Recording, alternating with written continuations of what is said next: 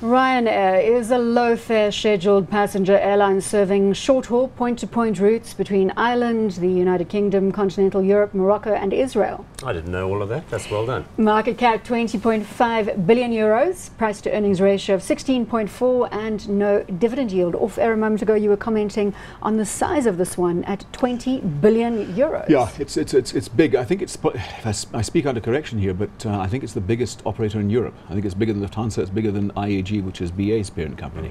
I have mixed emotions about this one. On the one hand, you know, you've got to look at it's been a phenomenal success story over many, many years, mainly under the directorship of a guy called Michael O'Leary, the CEO. If I talk about it from a consumer's perspective, one of the most revolting experiences imaginable. They treat you like absolute dirt, and it's the most humiliating experience imaginable. I really don't like it.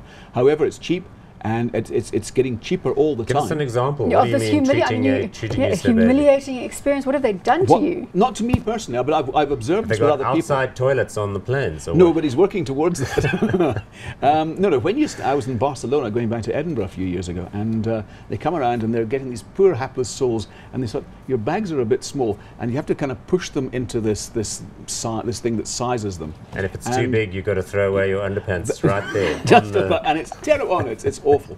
But on board there was a terrible incident where this poor old lady was vomiting, and they didn't handle it very well, and we had to watch this. Oh no, it was disgusting. So there were not very many air stewards, and they didn't care, and they're not feeding you. It sounds as though we may have to actually book a psychologist for you, just to get over this experience. Terrible trauma. Yeah. Right. The idea of it was that they didn't fly from the big ticket airports. They often fly you from like Luton to some sort of intermediate old airline departure point somewhere. But of course it's very cheap, and that's evident in the way that people like to fly. They like to get cheap flights. And there is a stat among millennials that there is a trend where millennials would rather not pay for the flight. They would rather spend their money on the hotel and their experiences in country.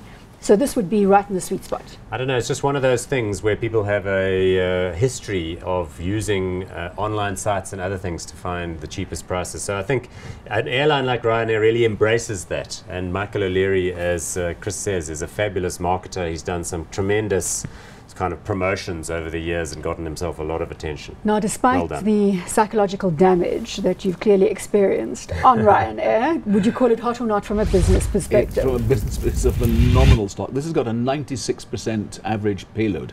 You know, I mean, there's only about 4% at any one given time of empty seats. No, this is a phenomenal operation, and it's sizzling hot. Sizzling hot. Yes, and of course it's headquartered in Dublin, which means it's part of the European Union. For those fools out there that don't understand how this works, Ireland is still part of the EU. Northern Ireland is part of the UK. That's the Brexit part of it. So you can still be comfortable and confident that as an EU member, all of the positive stuff and the trades, flights and all that, still good business as usual. I'm sure you researched that all just ahead of the show so that you could make your point.